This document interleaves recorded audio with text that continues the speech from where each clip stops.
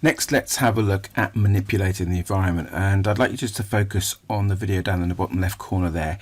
We can see one of the players hand delivering a shuttlecock to the other player in a particular way. He's just lobbing it over the net so that the player with the racket can play a particular shot, which is this kind of drop shot forehand smash just over the net that's landing relatively close. I just noticed, of course, he hits it into the net when I say that. But the point is that this is an example of manipulating the environment, because the partner they're throwing the shuttlecock is replicating a particular environment or situation for the player with the racket to play a particular shot.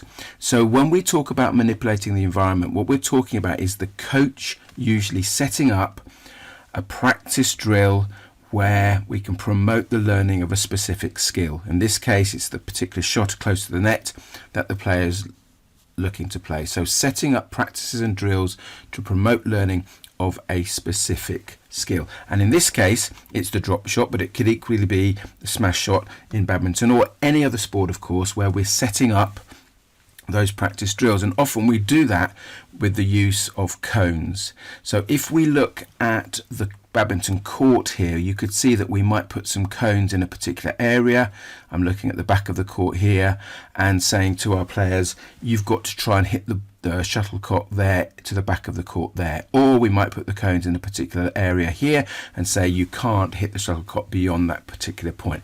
Any of those things is an example of manipulating the environment. So we're setting up practices, we're setting up drills because we want to promote the particular learning of a skill, and that's the desired behavior. Now this couples with the SR bond and trial and error learning, because of course the performer is learning or working out how best to play the particular shot, and when they're getting it right, that SR bond, that stimulus response bond, is getting stronger, and they're going to try and repeat that particular behavior.